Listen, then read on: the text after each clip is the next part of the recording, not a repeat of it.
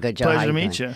You also. I'm happy to be here. I'm happy to have you here. Thank you You very have much. a fantastic voice. Not just a singing voice, but your talking voice. It's very unusual. It's like it makes you step back a little bit, like, oh. I've actually, recently I was walking around in Boston and I went to a museum and this like older man walked up to me. I had no idea who I was. He was just enjoying the art also in the museum and started talking to me forever about my voice and then there was a college, some sort of trip to the museum, and then everybody started freaking out.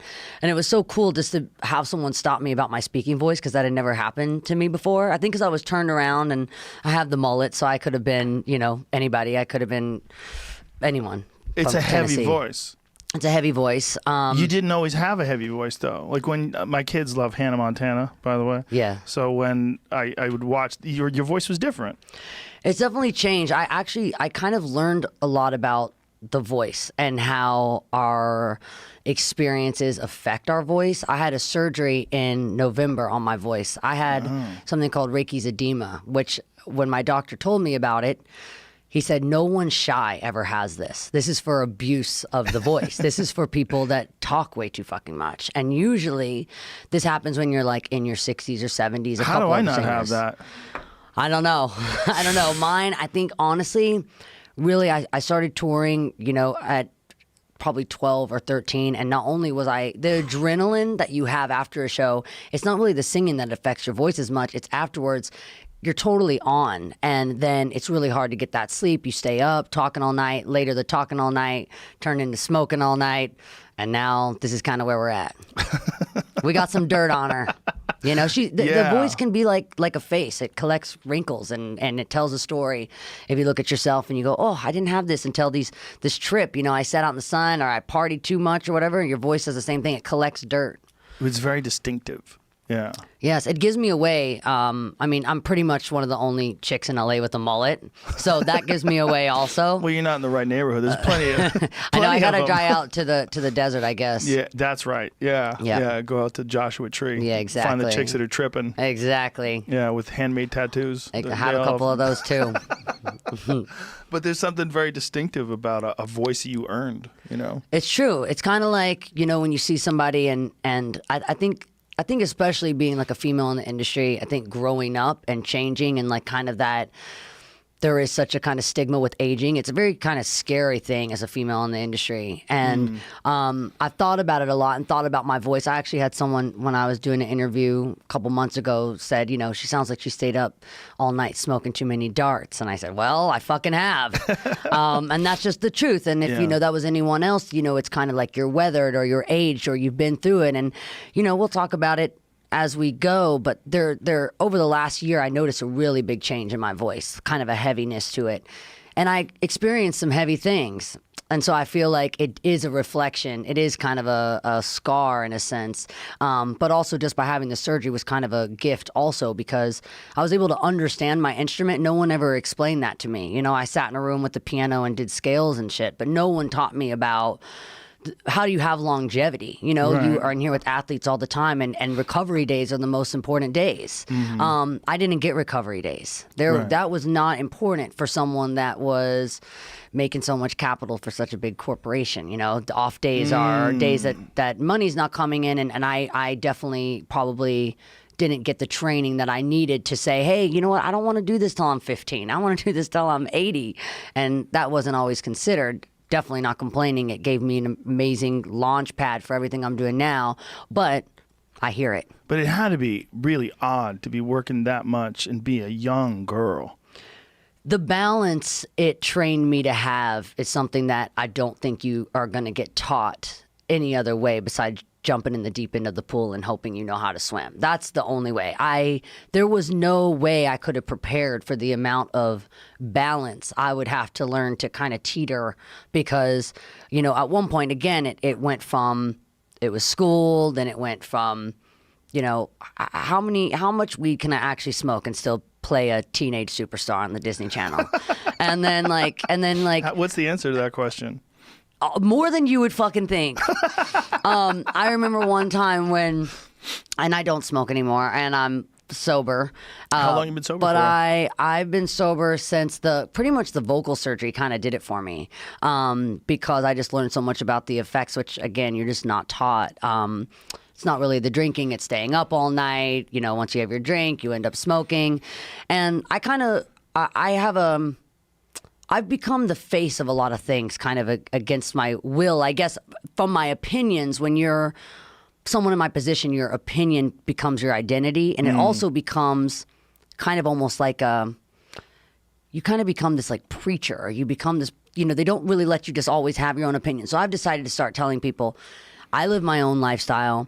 Alcohol was never my problem. There was other things that I end up, you know, I like to go up. So I now just avoid really drinking because I like to wake up at 110%. But it's never really been my problem, and I could see myself having a drink of celebration in the future. But I get so fucking hungover now that I'm like, why would I celebrate with like just feeling like a volcano's erupted in my brain, you know? So it's really just a personal preference, but it's definitely not anything that I promote in. I think it's a lifestyle I think everyone should experiment. It's a good time, and you learn a lot of things about yourself and the people around you. But now I'm watching, I have younger siblings, and they're going through that, and I don't know how my mom did it with me because it's scary. Yeah, I think if we're going to acknowledge the fact that all these things exist, cocaine exists, pills exist, marijuana exists, we should teach people how to do it right. Yeah. I mean, you're leaving children. It's the same thing with sex, right? Yeah. We leave the information that they're going to get is from other kids. Yeah. And if you're learning about sex from another 14-year-old or you're learning about coke from a 14-year-old, that's not good. Yeah. Like we play this game with children where we try to pretend that, you know, they live in a movie. All right, well, listen to this. It's actually funny you bring this up because I had the idea this week, not that I really have time to do this in the near future, but I would like to at some point in my life. I want to do my own children's book series of realistic children's stories. Because I don't like the idea that we teach them that this is sunshine world and everyone walks on a rainbow and everyone's equal, and you need to say, like, that's not. What are you going to do about it? That's not true. What are you going to do about it? And I think there's a way to not terrify children of life, even though I go in and out of periods where I think life is really overwhelmingly terrifying.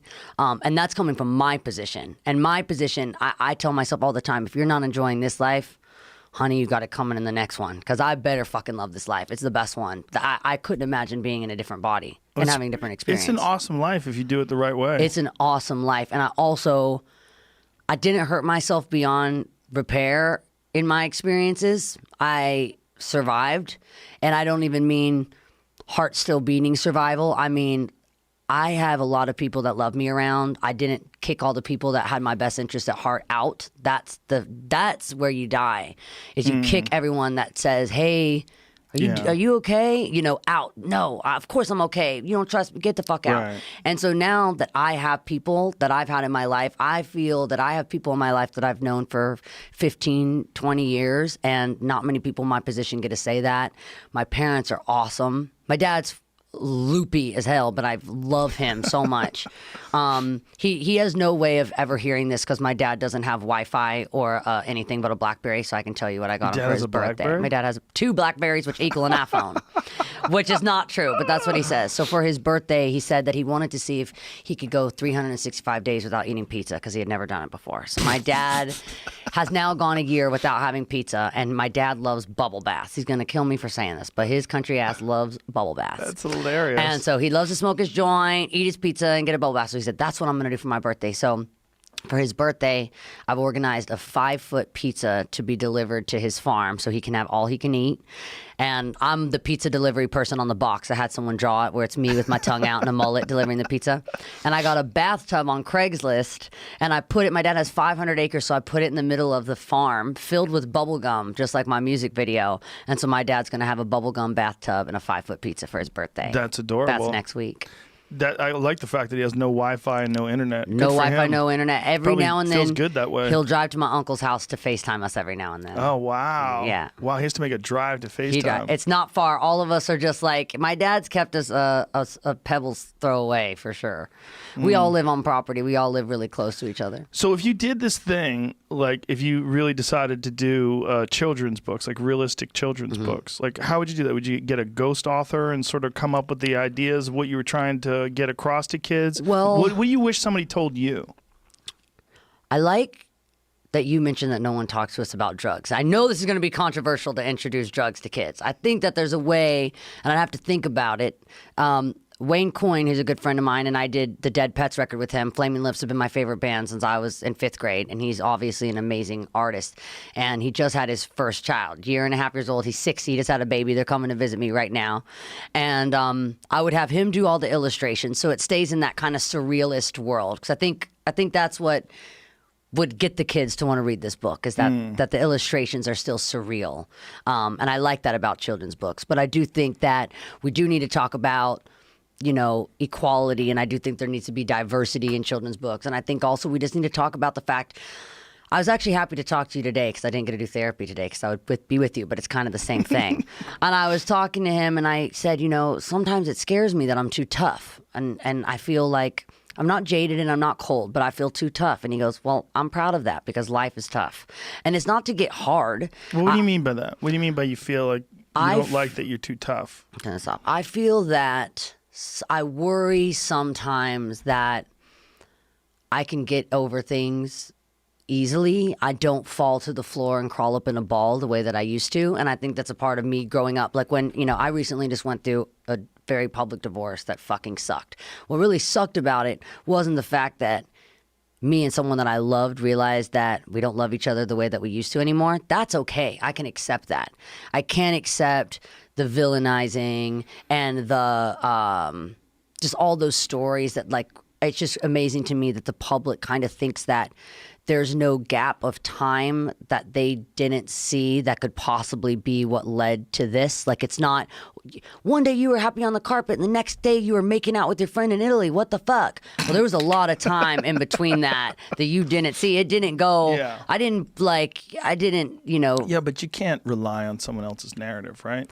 No. Like, especially someone who doesn't know you. You really shouldn't even read what people write about. Well, what's crazy is my dad, again, you know, my dad's been a real figure in my life. And my dad, when he got his Grammy nomination, he went to the Grammys in a John 3:16 shirt, and he didn't get the Grammy. And the next day, the New York Post or someone put, even God can't save Billy Ray Cyrus in his career. And he was sitting next to Johnny Cash. They were going to something. I have a Johnny Cash tattoo that was handwritten to my dad from around that time. And he said, what the hell? Just like you say to me right now. You're my Johnny Cash. You know, he said, what the hell are you doing reading that? Yeah. And my dad said, I just never really picked up the paper again. But again, my dad didn't buy that paper. It was just kind of in your face. You should have thought that was funny. He does now. Now he just says, well, whatever will get Johnny Cash to come and sit next to me and talk to me. Now he loves it.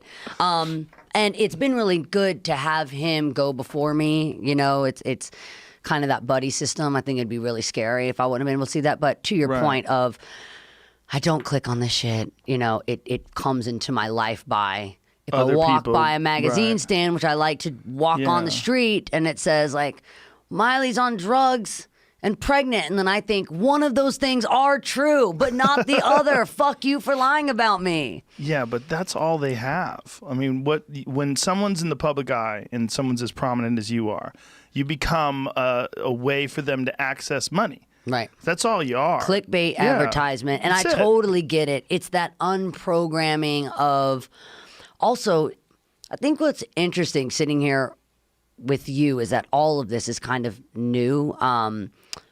I mean, even just like the idea of podcasts, what I used to do when it was like promo time for a record. Okay, so I'm 12 years old and I'm printing physical copies of my album. So I have to write my fucking music, 6 months before you actually. So I just did Dolly's new album for Christmas, and I had to record a Christmas song in July. It was the weirdest thing I've ever done in my life. But when you make physical copies, that's what you do.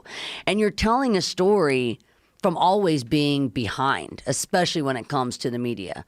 So now what I love about this, what I love doing, a show like yours is like, we talk about it right now, and people hear it right now. So you're getting the real information. You're not getting information from, all right, 6 months I ago. shot a magazine cover. I did an interview. I was la in love with my boyfriend. I mean, that literally happened when I did Vanity Fair. I flew there like a week after I gotten married. By the time the damn thing was on the stands, I was divorced. It was old news.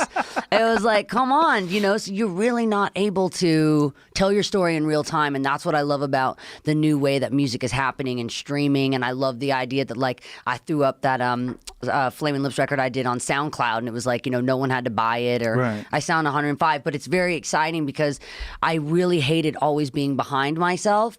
And I think that's what now I can use my art as my kind of, I guess, the way that I can talk to the press isn't what bothers me. It's kind of the public, and I got in this habit where when people would meet me, I guess I didn't get in a habit, it just became a thing that happened constantly, was I'd meet someone and they go, man, you're not as crazy as I thought you'd be. And I'm like, thank you.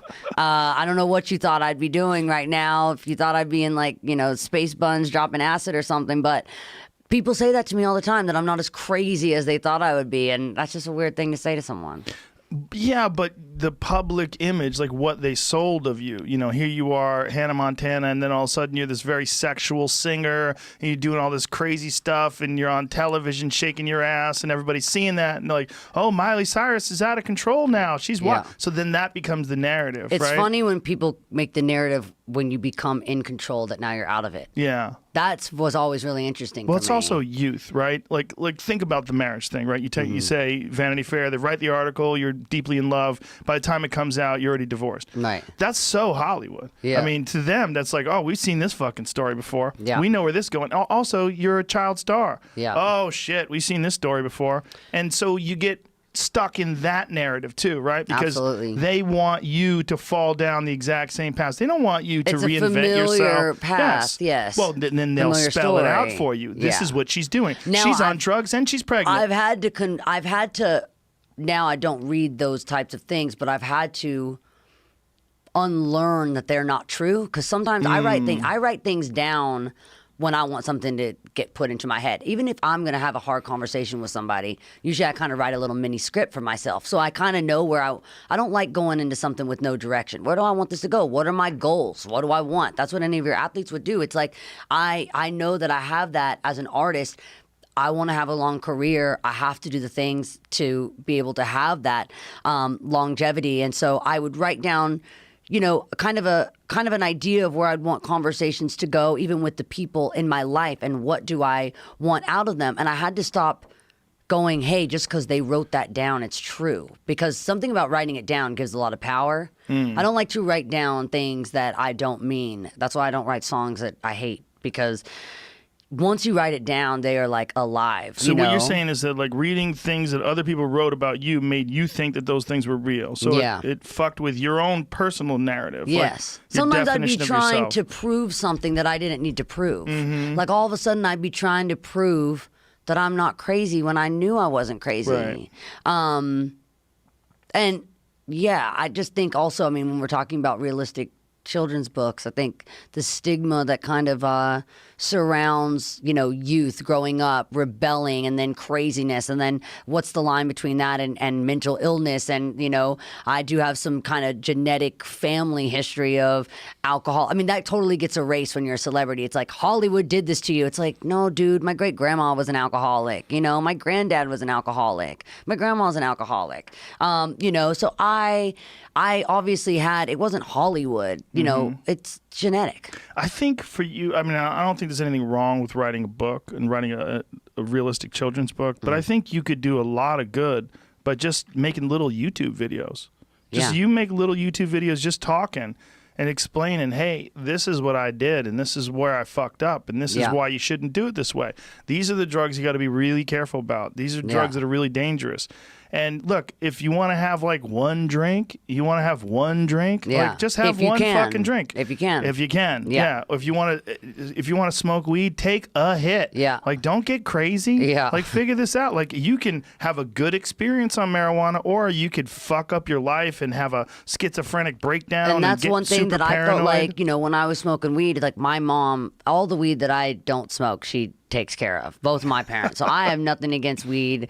My whole family's a bunch of stoners. I just felt like when you're talking about kind of some of the episodes that they can kind of bring on, They you know, can, I maybe yeah. have a little some of those kind of tendencies already.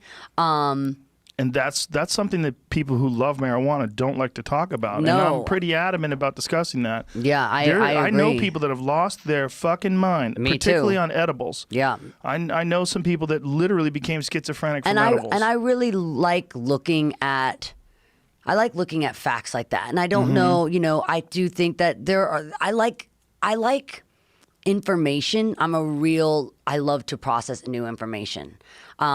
I love to receive new information. I love to go. How do you get your information? Are you a person who reads? Do you watch documentaries? I read, and I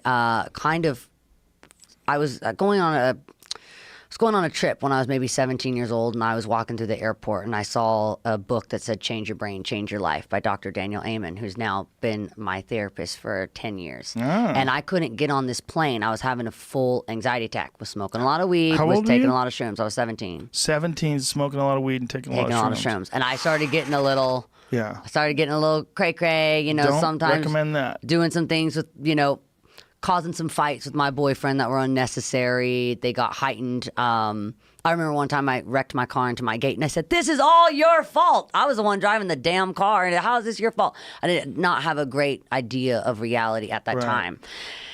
So I was leaving the country for the first time without my family. I was going to Costa Rica, and I was walking through the airport, and I saw this book, Change Your Brain, Change Your Life. I'm like, I want to change my life. I don't like where this is going, and my brain is actually, I don't like who I'm living with. The person upstairs is like annoying the hell out of me. So I got this book, and it got me to get onto the plane. Now, I had a few anxious breakdowns on that when you go to places like going in the middle of the jungle, you take all those little planes, and all of a sudden you're on a four-wheeler going to wherever you're going.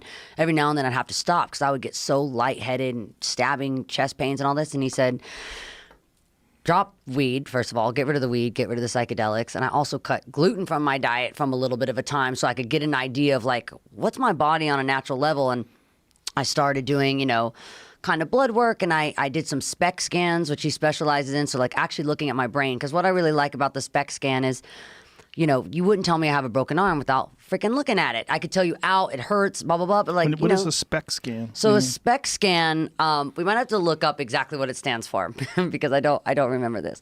But basically, it's kind of like an X-ray, and it kind of shows you almost like in those thermal type colors of the activity of your brain. Here There it we goes. go. Single photon emission computed tomography. Yeah, so I have one of these. Nuclear medicine study that evaluates blood flow and activity in the brain. So that's my doctor, Amen Clinics. That's his website right there. And so I have a couple of these. How's your brain look? You know what? He says this isn't right. Surprisingly good for the abuse that it's had. Well, I you guess gotta I think stored it about in the my amount- throat. but the Exactly. amount It's the of amount of activity, time. And well, it's too. okay, so the amount of activity. If we're looking at like female and male brains, I mean, they're totally lit up in different spots, you know?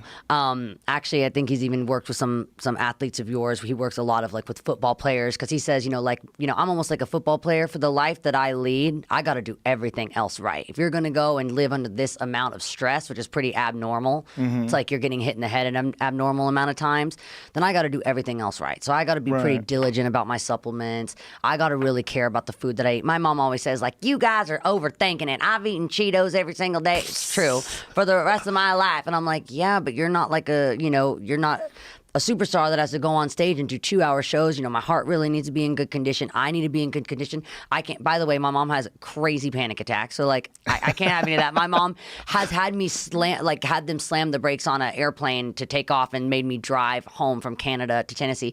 I drove from Tennessee to Canada 9 times because of her anxiety. Oh, I've Jesus driven Christ. from Nashville to California like 4 times because of her anxiety. So I don't listen her to to my get off mom. the Cheetos. Exactly. My grandma was on a popcorn diet where she took a trash bag to the movie theater and filled it up with popcorn. And she's like, don't I look good? I'm like, on the outside, it's fine. On the inside, I'm worried. Meanwhile, she's going to outlive all of us. So sometimes I worry about that. But I think I am kind of like an athlete in the way, like if I'm going to be doing this kind of abnormal Sure. type lifestyle, then I have to do everything else right. So my SPECT scan looks pretty good. But I like looking at my brain and knowing, okay, so this isn't looking at me and going, there's just something wrong with me and I don't know why. I had a head injury when I was, 2 years old. What happened?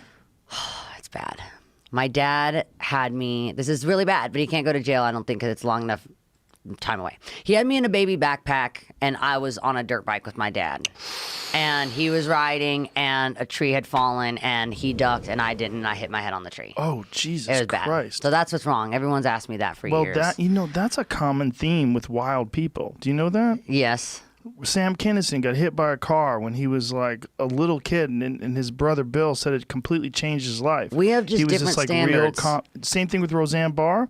She got hit by a car when she was 15. Before that, she was like mild-mannered, really good at math. After she got hit by a car, she had to spend 9 months at a mental institution, couldn't count anymore, Yeah. and she became this wild lady who everybody knows as Roseanne. Right. I mean, maybe I'm thankful for it. Maybe it, like, I don't know, knocked me into this identity or something. I think there's something to. I'm not. He kidding. knows that there's something to that. Dr. Amen, we've talked about this a lot. So when I get really overwhelmed, I also have a tendency that if I know something stupid, I just got to try it to know that it's stupid, which makes it stupid because I already knew about it. Sometimes I'm like, is it better to know it's dumb and do it, or to not know it's dumb and do it? Don't you think part of that? That's a head injury. Well, maybe, but also It's the frontal lobe of your brakes, But you just know? the way you developed as a human being that famous at 12 years old doing stadiums. But I like looking at my brain and going, okay, listen, like someone cut my brakes, right, on my brain, and I have to take all the things, omega. Was vegan for a very long time, and I've had to introduce fish and omegas into my life because my brain wasn't functioning properly. And don't tell that to the vegans; they'll come for you. They're gonna come for me, but that's okay. I'm used to people coming for me, and it's You gonna need be to that I eat calm more out. Celery. No, listen. If I give homes. I have 22 animals on my farm in Nashville. I've got 22 in my house in Calabasas. Like, I'm doing what I need to do for the animals. Like, okay. But when it comes to my brain, you're not vegan. No. You can't be vegan and living this kind of, and being this quick. But sure you can. Some people can. I cannot because it was really giving. I was having a lot of. What did it do for your brain? I feel that I'm slowed you down. Now I'm so much sharper than I was, and I think that I was at one point pretty malnutrition. Like, I remember going to Glastonbury, and that was a show that I loved. I loved my performance, but I was running on empty. Like, I was on.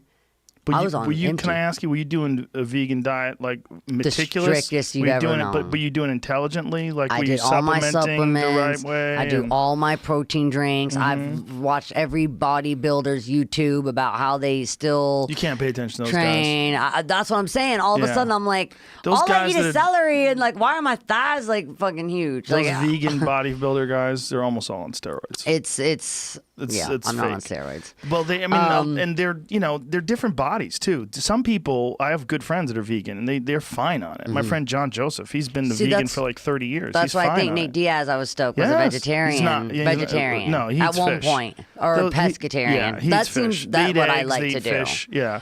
That's where I'm at. There's a lot of people that function really well with that, but some people everybody's different.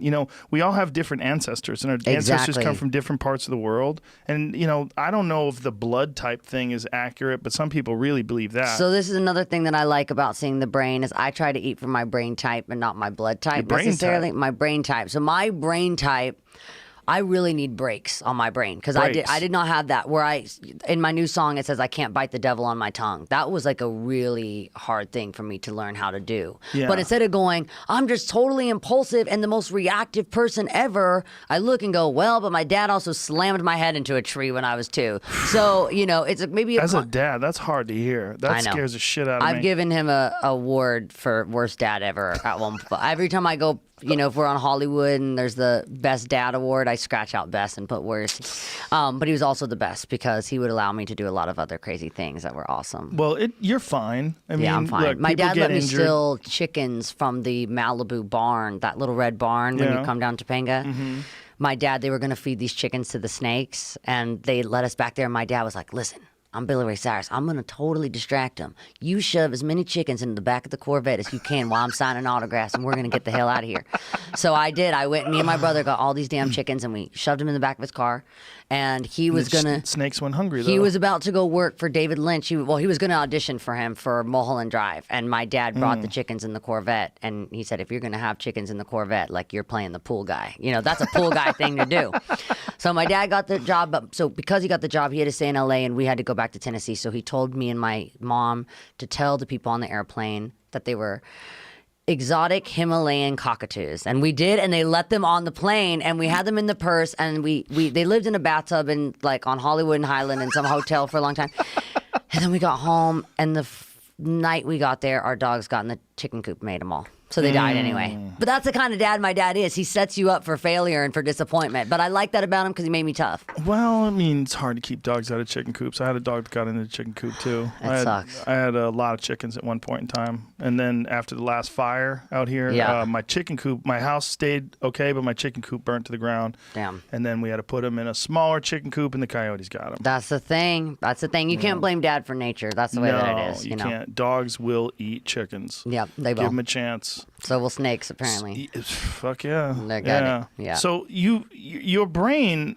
like when they do the scan, do they tell you what you should do to make it better? Like what did they look at it and go, oh, you're fucked up? No, they tell you what you can do to make it better. You know, he works kind of with, I guess a lot of, kind of mostly athletes, people that kind of live abnormal lifestyle, and so injuries. Yeah, he just posted a cool picture with Tyson, and he just works with all different. I love seeing the other brains that I'm allowed to see also, because it kind of is fun to. I would love like a Match.com, but like where people just put their brain scans. I'd be like, I like that one. That's lighting up right where I need it. You know, you got something I don't have. That would be actually amazing if that's how it worked. Because like personalities are weird. Like people sometimes you go, wow, they just work together. Exactly, and I think it has to do with that. You know, I'm not really looking now, I guess, for as much as I'm looking for I want the soul connection, but I'm more about the brain connection. I'm a very logical, I like to have kind of logic in my life because I used to be kind of owned by emotion in a way. I was very emotional, and that's what I meant by, I think we spun off of what I meant by tough. So I used to be very emotional, and that used to kind of cry about things, and now you get over things. And also more like, I would really kind of just like, I would just become such a recluse. I have that tendency. My dad said everyone's just getting on social distancing. He's been doing it since 1992.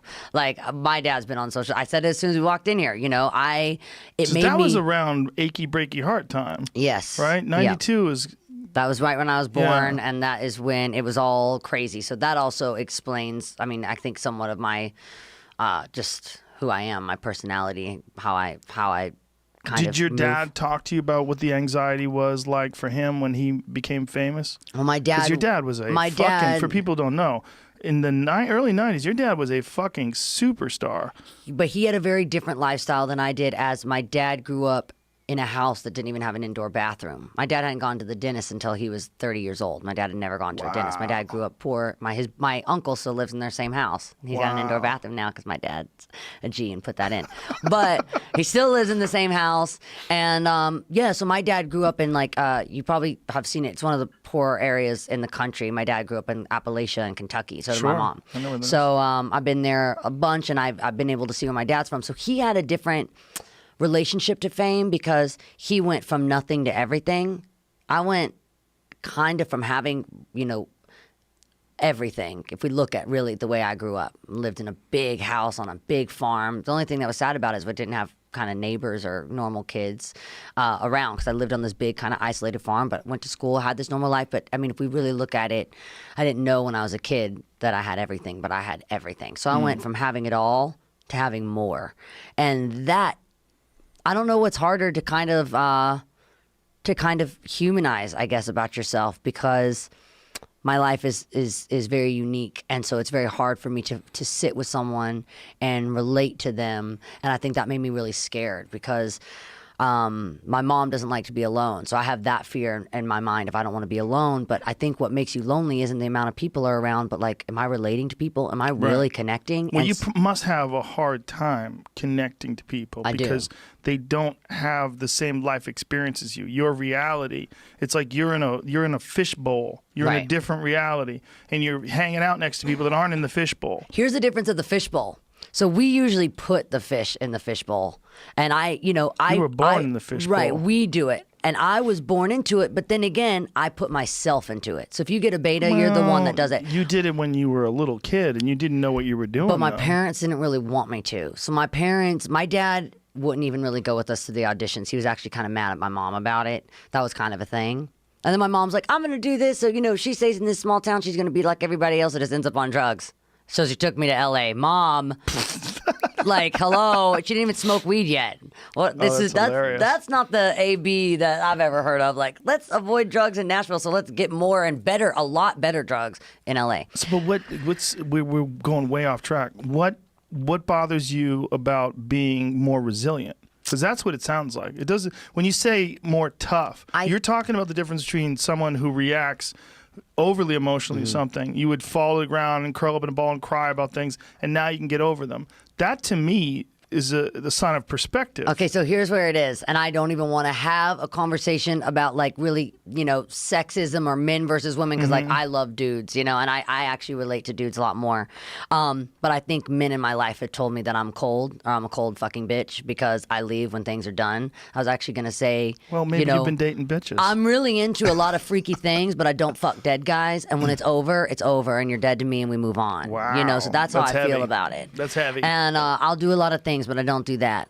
And so I think that that's where I've gotten the idea, which actually I'm glad you just said that to me because I get this kind of beaten into the brain from all different angles. My mom was like, everyone else is proud of me for being, like you said, resilient, and I have a lot of guilt. I'm a very guilty person. But that sounds like you're talking to guys who want you to feel guilty because you don't feel emotional about it ending. And this is the People first need time to learn how to just let shit go. If they like you or if they love you, they have to. But they don't love have you, to. That's a hard thing. They should want you to be happy. Just let it pass and then be friends.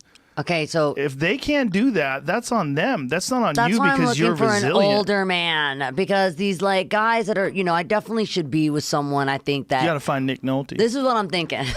This is what I'm thinking. I don't need a man or a woman that's gonna take care of me. I can take care of me because I've got money. I've got all the things that I need to take care of myself. I need them to be able to take care of them. Yeah. Because somehow I keep getting into. You need someone with autonomy. Yes. That's what you need. You need someone who they don't need your constant approval and affection and attention. And now that we're using this word need, just for the record, I guess I really don't need to be in a relationship at all. So that's good we got to this point. See, this is therapy. Yeah, you don't need it. But it does sound nice. People can poison you with their ideas of what you should be. And if you don't meet up to their expectations, and oftentimes their expectations of you are just to reaffirm themselves. They want you to love them. They want you to tell them how awesome they are. And if you don't feel that way, you're cold. Yeah. There's something wrong with you. Right. Because they don't have autonomy. They can't exist independently. Right. That's the problem. Right. The problem is there's a lot of bitches out there. I like it. You said it, not That's me. what That's it how I is. feel. And honestly, we're talking at a very, this is a super like kind of pivotal moment for me right now. I haven't been single in like, I guess really from 2015. I mean, there's been little months, so maybe about 5 years. Like I've had, a few months here and there where I've been single, but not for a long period of time. And, something I'm really excited about is this VMA performance that's coming up. And I love that it's the first time that I'm going to be on that stage as a single, badass, grown, evolved, secure woman that's done a lot of work. Like I've done the work, and that's the thing. Is some people say, like how did you get here? You turned out pretty good, and it's like, dude, I worked really hard at it. But just seriously, get it in your head. Anytime someone gives you a hard time about being strong, you're not a bad person. Just because you're strong, just because you don't cry as easy as you used to, that's ridiculous. Yeah. It's ridiculous. It's perspective. That's all it is. You're not a bad person. Look at all these fucking animals you have. Yeah. How could you be a bad person if you love animals that much? Dude, I put this stuff called monkey butt on my dog's What is ass monkey butt? every day. This baby powder for dog butts. Because I got this guy, one of my friend who's sitting, oh my God, this is a whole other story. My friend who's sitting out there right now tried to immediately, make me happy because I just went through a breakup and showed me a hot guy on Instagram. And I started scrolling and I see him putting this powder on his dog's ass. I'm like, I don't want him, but I want that stuff for the dog's ass. That looks great. So I ordered it right away. Monkey butt. So I have a dog. She can't see, she can't hear, she can barely walk. She was dropped at a fire station. She was overbred. She's a bulldog, and they breed them crazy. Yeah. And she can barely get off the floor. She's so overweight, and her name is Kate Moss. And what I love about it is I tell everybody when I'm coming to set, I'm going to bring Kate Moss, make sure she's good. She's COVID tested. We're all good. And then all the men on set's face are the best because it's like, I thought Miley Cyrus bringing Kate Moss is going to be the best day of my life. And then she comes in with her big ass, literally, that I have baby powder. She has diapers because I put diapers on her for when she comes to set because her butt is like atrocious. Do you just need to get her on a diet? I have her on a diet. Honestly, I'll show you some pictures when we're done with this because she had this thing called a cherry eye, and she had them in both eyes. So they were trying to get me to like either remove her eye or do all this surgery, whatever. Jesus. I'm like, let me do this the old-fashioned way.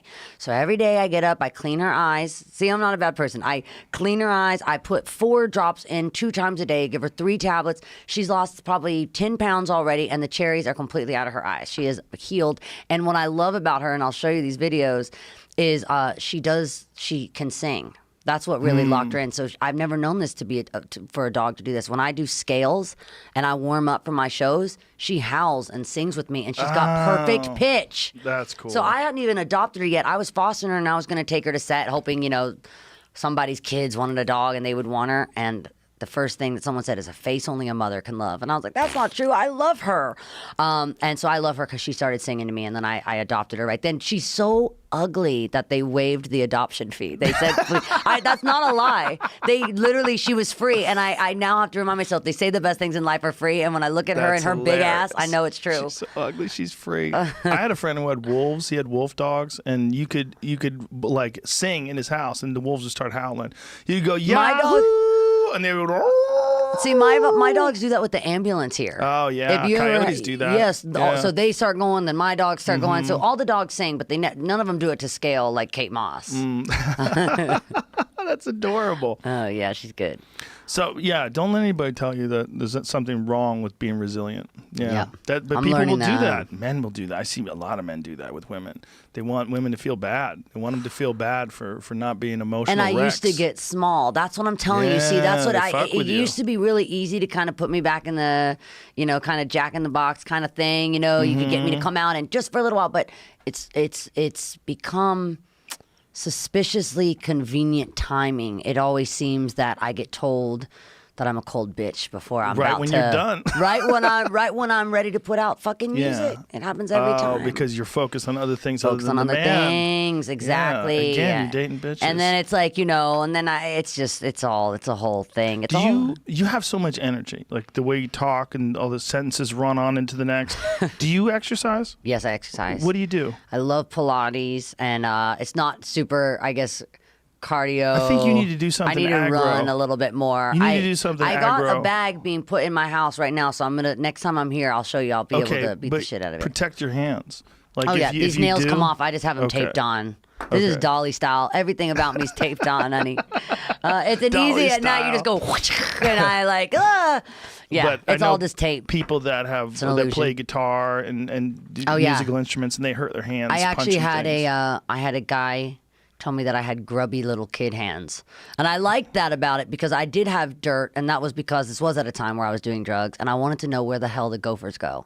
So there was a gopher hole in my backyard, and I'm like, where do they keep going? I see them pop up and they go away, and I'm like, so you're if you can dig out? to China, you can dig if I can find a gopher. So here I go. You can't really dig to China. But I know that much, and you can't find the gophers either. You can. Yeah, my gardener knows how to get them. I could not find the gophers, and I looked for a very long time. I even tried to get them out with pizza.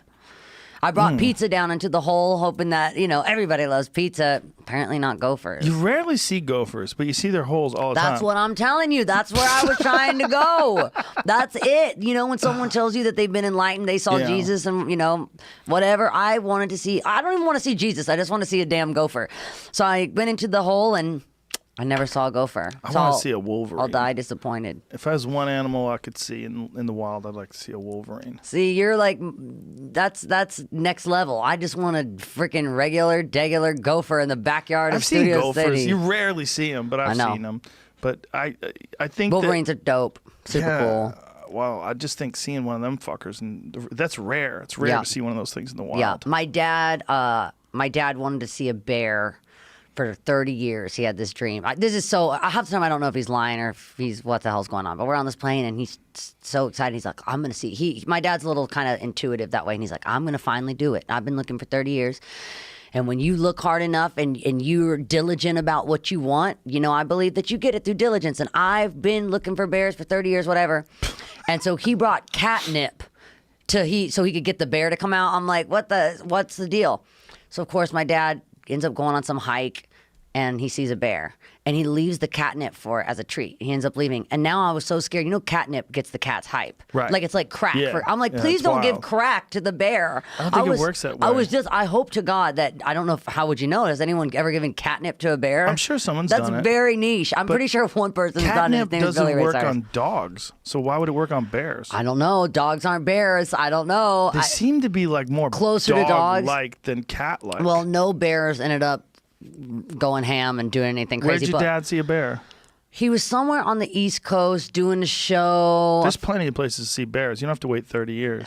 My dad Just gotta go to probably the right was spot. lazy as hell and probably said, I looked everywhere, probably opened his front fucking door. Bear wasn't standing there and went back inside. Well, that's what people think And when turned they out worry. really There's no Nelson. bears left. Go outside. Look, well, just go to the right place. I've seen bears. There's plenty of bears. I spent a little bit of time in Vancouver, BC with my brother. This is actually one of the crazier things I've ever done. People think I'm so crazy, but this is the craziest thing. But it's not even that nuts. I was following like Nat Geo on Instagram, and I love the pictures of the spirit bears. I love those like beautiful bears up in BC, and I kind of started reading about the wolf cull up there, and I got really kind of invested in these animals. And I sent a DM and said, "Is there any way that at some point I could go with maybe some of your researchers and I could see some of these bears or wolves for myself? Because I think I'd be even more inspired to kind of like fight for them if I could actually see them and know that they're really real, because I've only ever seen them from a picture." And they responded and said, "Sure. You can come up and hang with the spirit bears." This is kind of like, I don't know if it's catfishing or I don't know what was really going on, but someone's telling me sure. So me and my brother load up. I didn't really want to get my parents involved, so we got a coach flight and had to go through San Francisco. Then we got this shitty little hotel room because we were just trying to. I didn't know how to do it. Everyone's always done my travel for me, managers and all these things. So I was just booking it. So we ended up taking like 2 little planes, 3 boats, and we ended up getting to with this dude Ian who shoots and for Nat Geo and shoots up in BC, and it was just amazing. And I got to see all the spirit bears. I got to go into like where they do all their research on their boat. So they'll leave these like kind of like trap combs where it just brushes the bear's hair when it walks by, Okay, so they can yeah. understand kind of more about it and DNA test. Yeah, started looking about like all this information. Again, this is one of the kind of weirder things that I've done that I didn't really know who was going to be waiting on that boat. I mean, I know we tell girls not to go out into the middle of a boat. How old were you when you were doing this? This was 2 weeks after the VMAs in 2015. So you're already super famous, and I you're was super famous going out there to find bears. with my There you brother. are. There I am. Yeah, there I am. Yeah.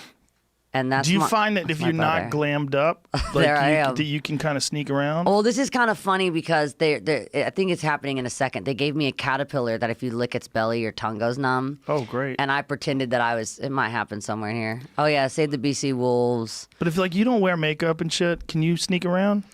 Yeah, I sneak around pretty good. It's the voice. It's Right, not the makeup. now I just in have to particular, shut right? up. Yeah, it's the Right. voice. Can which you doesn't fuck with your happen. voice and make it high? Can you pretend? Not really. Not really.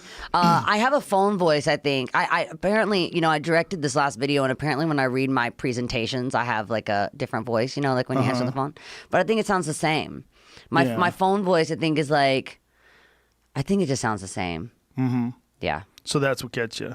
That's what gets me If every people time. know, yeah, they're like, wait, but listen to her. But talk. the voice. I'm telling you, it's her. Yeah, exactly. I'm telling you, that's fucking Miley That's the Cyrus. worst when you hear those whispers. Yeah, those Yeah. are weird whispers, right? Yeah. Yeah, for sure. Your life of growing up famous is that doesn't end well for most people. You're remarkably together for someone who grew up famous.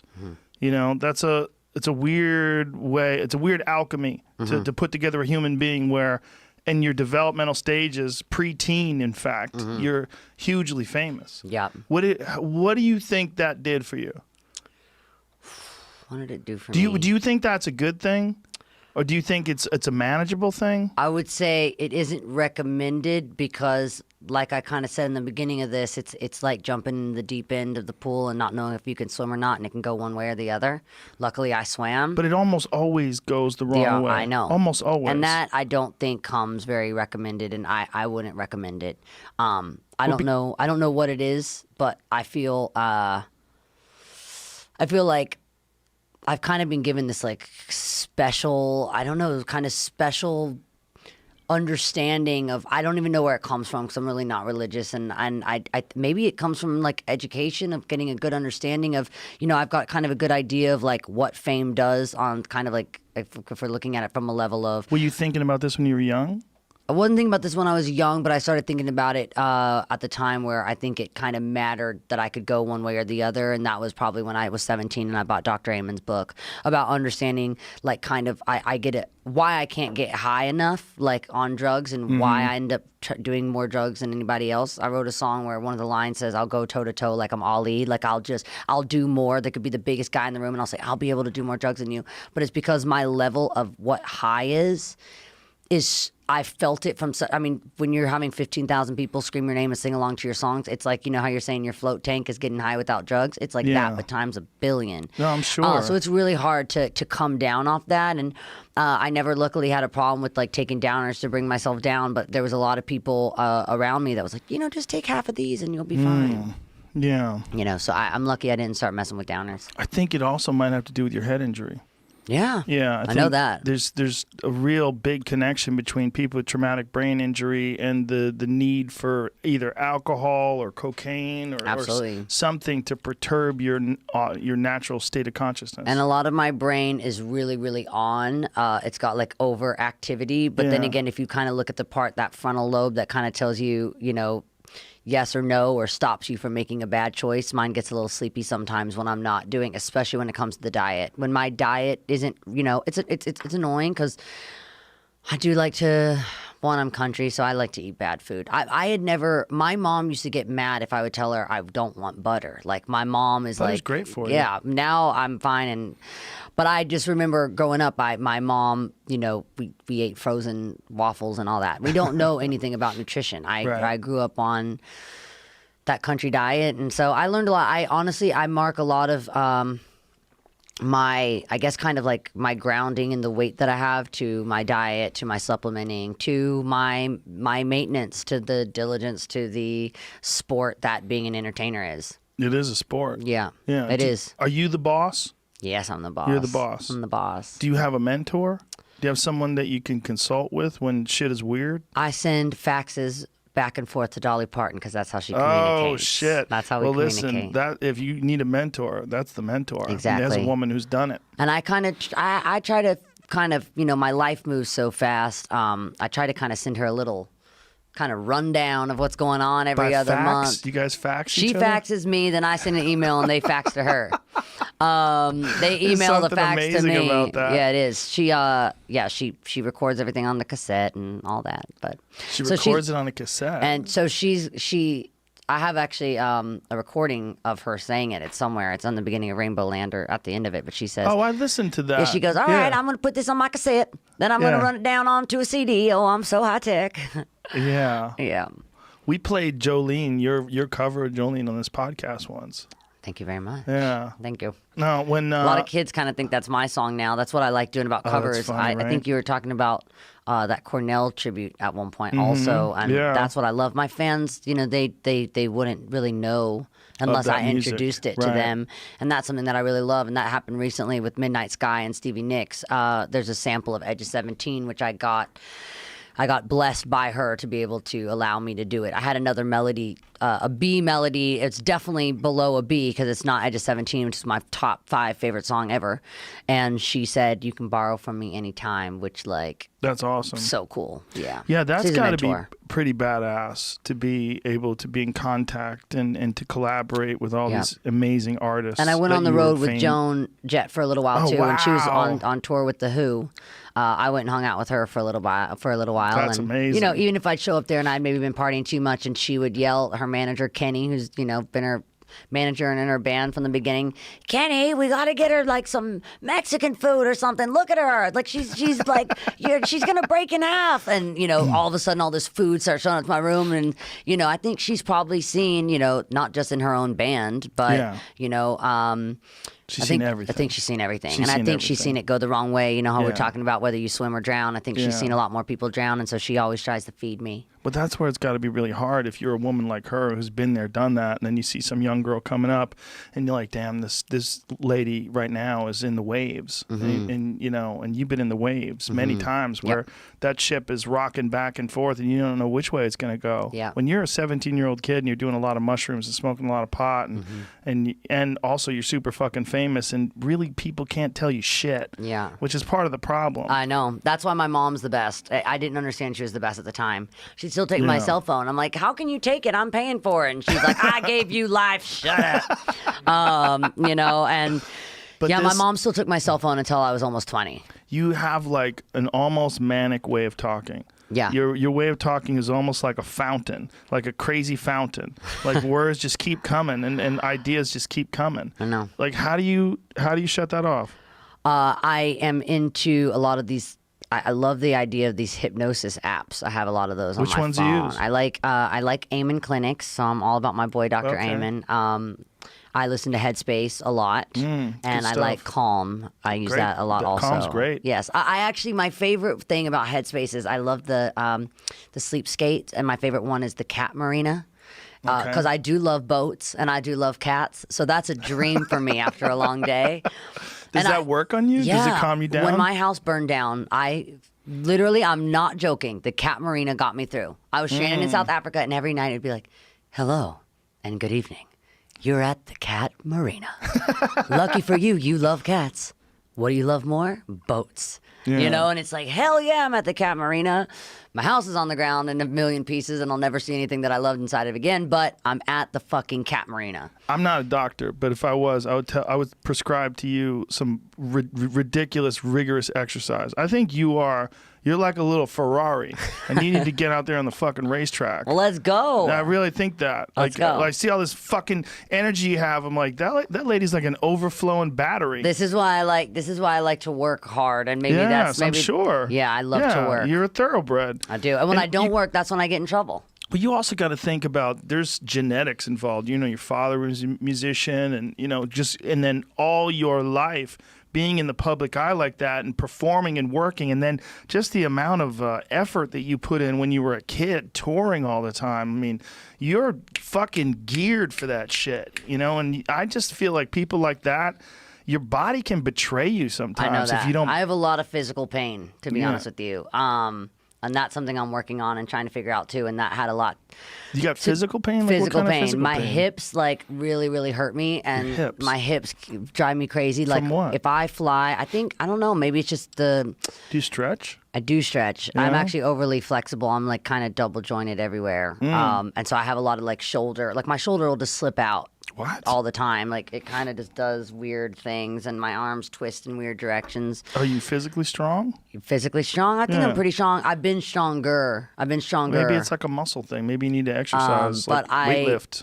I really, really loved lifting and doing all my weight training, my resistance, and then the veganism. I was kind of I think I'm really kind of building myself back up to realize what works. So I'm actually right now in a very experimental period. It's actually fun to talk about with you because I know that you kind of have probably some good suggestions on that. But I'm experimenting a lot with like my diet and my body and my routine and my exercise right now. Because, I mean, kind of like, leaving veganism is really terrifying. Like you said, the public kind of will destroy you for that. And How long were you vegan? I was vegan from 2013 till 2019. So in 2019, what was the first thing that you ate? My That wasn't- ex-husband cooked me some fish on the grill. And did you- I cried like for a You long cried for time. the fish? I cried for the fish, and I Those hope. little fucks, they and don't I- even take care of their kids. Listen, I have some videos on my phone of my fish at home. I have a blowfish that runs to the side of the tank every time I come home, so it really hurts me to eat. Because it to thinks eat you're going fish. to feed it. And I do every time. Yeah, that's it. That's I all know. it is. If you know what, I haven't really had. You get shot in the head, that fish doesn't give a fuck. Well, that's what keep my swimming ex around. said about the dogs, and I'm like, I can't do this. The dogs, and he's like, watch this. Starts feeding them the fish. They're like, they're happy, they'll eat it. But so that's what I had, and it was because of a hip pain I had. Actually, we were flying to I think Poland or something on a tour that I was on, and I started sobbing, crying on the plane because I couldn't sit any longer because my hips were hurting so bad. So this was pre-gluten? And laying on the floor. Pre-quitting gluten? Now I'm back on gluten. Now So you're that was back on I it. did a trial period of 18 of like kind of removing things, because I think when you try all these different diets, like, okay, now I'm going to try keto, now I'm going to try vegan, now I'm going to try this.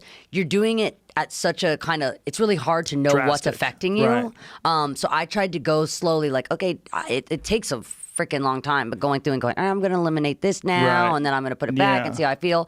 My body, when I am supplementing, especially with the omegas, like the omegas have really changed my life for me. I think, again, you know, you kind of refer to me as something like a car, and I think that we are kind of like a car. And I was like so dry from having none of these healthy fats in my diet. I did what I could with like as many freaking avocados a day as I could have and other things, but it's hard to get the fat. Yeah. It's not as bioavailable. And when you your like brain flax is, and you stuff know, like your that. brain really needs those fats, and you know, it was really, really hard for me. Fish oil is the way to go. Yep. I know people don't like it, and they don't like the idea behind it. But god damn it, it's so good for your brain. Yeah, I love. I do kind of like the fish egg Vital Choice also, because That stuff's great. I love Vital Fish Choice. eggs the way to go. That's what I do. Yeah, I mean that's It's really the best helped way my to get your hips omegas. so Yeah. much. Now well, that's I- an inflammation issue then. Yes. Yeah. Yeah. I think in general, my brain, like you're saying, is kind of on fire. It is inflamed. Yeah. I think in general, I'm inflamed. So I'm looking for in my life, not just in kind of like dating or relationships, but in general, the people I like to have around. I like to have those kind of water signs.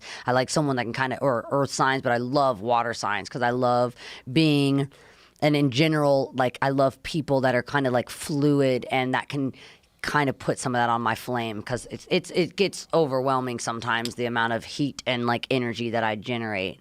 I actually was reading something about ducks that's interesting, the way that ducks handle their energy. Ducks. Yes. How do they handle their energy? So ducks, you know, I guess their form of exercise. So apparently, I was reading this in a book last night. I don't know if it's, I guess it goes with my realistic children's stories. But I was reading about ducks, how they like kind of ferociously flap their wings, and then they kind of swim off in peace, and you'll see these weird kind of patterns that they do, and especially if two ducks are together. So you throw a piece of bread in the water, one of the ducks get it, they get a little fight going on, then they both separate ways. They go to their own spot and start flapping their wings all crazy to get out some of that energy.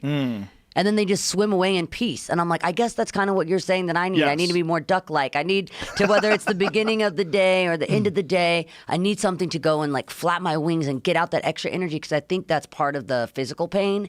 Like when I went to go check in on the pain before, and I've been to a lot of people here, and no one seemed to help me with the physical pain. It actually gets really, really bad. Like, especially if I fly, I usually have to lay on the ground because my back hurts me so bad and my hips hurt me so bad. That's crazy. I know, and I'm for too you young to be for this that. young. I Yeah, know. that's crazy. And Yeah, there's no. no real injuries you could point to that There's no caused injury. this. So I overdid Ashtanga yoga for a couple years because I am extremist. Right.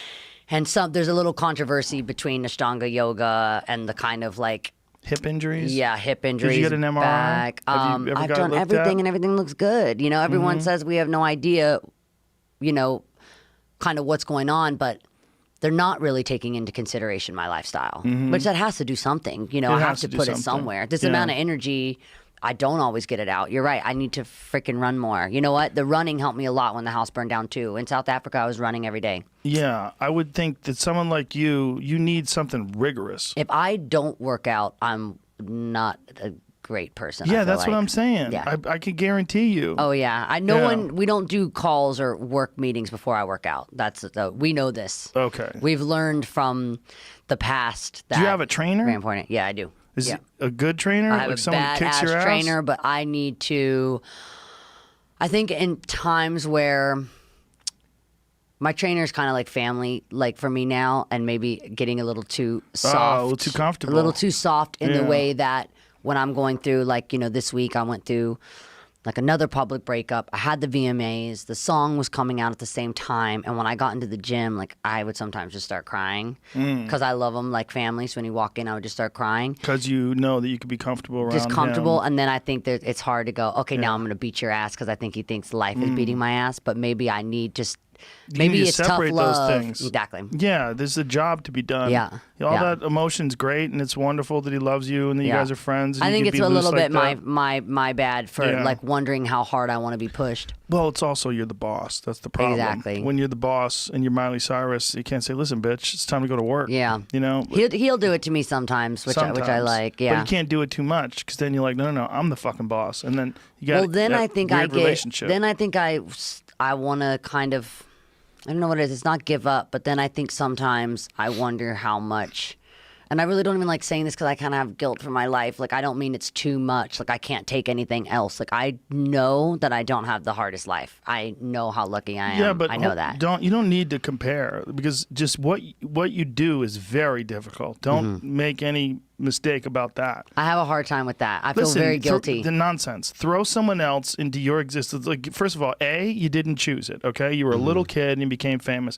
B, being in the public eye and just dealing with the things we're talking about people writing stories that are fake about you, all that stuff comes at a price. And if you read it, it comes at a heavier price. But even just knowing it exists, it gets into your head. You have to be very strong to be able to ward that off. And the idea that you don't and that it's easy and that a regular life is easier, horseshit. Regular life is just a regular life. It's not easier or harder, but what you do is fucking hard. It's very hard. You're very famous. Being very famous is weird. And Yeah. being very famous your whole life is even weirder. So a normal person develops, right? You go through life and you meet friends and you have to show that you're a good person to get people to like you. You have to show, some sort of some excellence at something for people to praise you. You're getting fucking praise from the time you're a baby, basically. It's a weird way to develop. Yes, I And agree. so for you to reach adulthood and try to be conscious and try to be sentient and try to just stay balanced, you're dealing with a situation that 99.999% of the population has no fucking idea what you're handling. Yeah. The only people that are going to understand it are people that also grew up famous. Yeah, which I have a hard time with because I haven't made that exactly my peer group, and now I kind of am. Like, I think I've been really searching for some sort of normalcy in my life, and For sure. so I think I haven't surrounded myself with the top of kind of people that are also at this level, because I feel I have a lot of guilt. Like, I feel like I feel like that would make me shallow or something for only surrounding myself for like rich and famous people. Right, And that but kinda people makes do me that sick. because they're the only ones that can relate to you. And that's what Sometimes I'm working on. You feel like people that are regular folks, they treat you weird, or they like you more than they should, or that they praise you more than they should because you're an alien. Yeah. You're this Yeah. like, oh, she's fucking Miley Cyrus. Yeah. You're not like a regular person that walks into a room, and you'll never be a regular person. And I So think you rather have than trying to that. prove like excellence in any way when I walk in a room, I try to prove really hard that I'm That you're normal. Yeah, you and wanna then be that's normal. exhausting. Yeah. But I don't want to be normal, which is funny. So because it's kind of like you make a goal. I do this with Eamon about making a goal and then going towards what I want. And it's like I don't want to be normal. Yeah. But I constantly struggle with, am I a fucking rich asshole? Well, this is the beautiful thing. The beautiful thing is that you're thinking. You're thinking about all this. You're balancing it out. But this is not a path that very many people have gone through successfully. Yeah. And so that's It's why you have fucking to hard. be careful, because you're here right now. You're okay. Yeah. Like right now, Miley Cyrus in 2020, you're great. You're good. I mean, you've gone through divorce. You've gone through this. You've gone through that. But you're right here right now. You're Yeah. okay. Yeah. The path forward is treacherous. Yep. It is going to